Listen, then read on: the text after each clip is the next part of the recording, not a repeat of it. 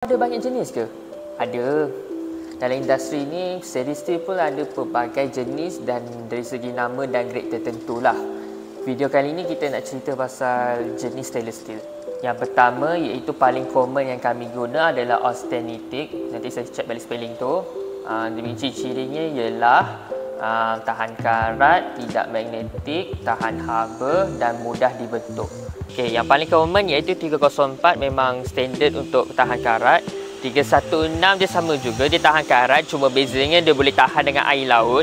Dan 323 dia sama juga dengan 304, cuma dia ada kacukan titanium untuk kalis haba yang suhu sangat tinggi sehingga 800 degree C. Yang kedua adalah ferritic, dia punya grade adalah 409. Salah satunya lah. Ciri-cirinya adalah pertama, dia lebih murah banding yang autistic. Yang kedua, dia kurang tahan karat. Dan ketiga, lebih magnetik. Selalunya produk-produk ni kita akan jumpa dekat sink lah. Contoh dia lebih kurang macam ni.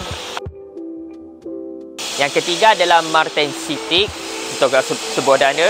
Dia punya grade adalah 410 dan 420. Dia punya ciri-ciri adalah lebih keras. Dia kurang tahan karat berbanding 304. Dia boleh lebih keraskan, kita boleh welding, boleh lagi keras. Dan satu lagi adalah magnetik. Selalu kalau kita jumpa produk-produk macam ni, kita akan jumpa dekat alatan dapur lah, macam pisau, sudu kapur. Itulah antara contoh dia.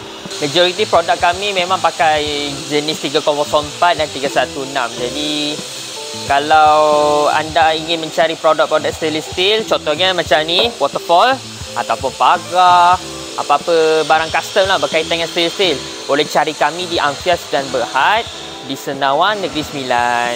Tak lupa